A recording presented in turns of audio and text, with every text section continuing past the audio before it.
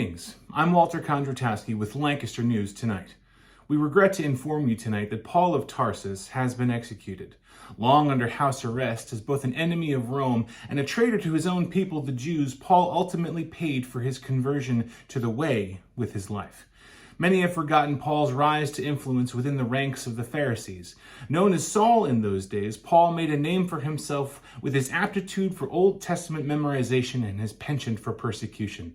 His target was the upstart religion created by followers of another controversial figure, Jesus of Nazareth.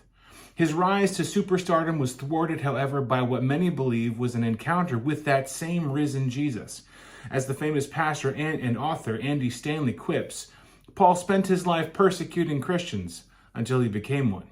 This experience with Jesus, whether bodily or out of bodily, we cannot confirm, caused an abrupt change in the trajectory of Paul's life. The man once charged with the destruction of the Church of Jesus began planting churches throughout the region in cities such as Corinth, Ephesus, and Philippi. Paul was also a prolific writer, as seen in his letters to those same churches, and is responsible personally for most of the New Testament.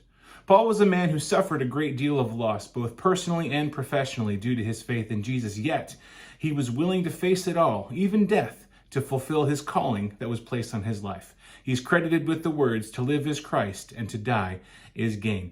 Paul will forever be remembered as a man of conviction who threw himself wholeheartedly into everything he did. While he remains a controversial figure, most people can agree that Paul was a man whose influence forever changed our world. Whether for good or for bad is for you to decide.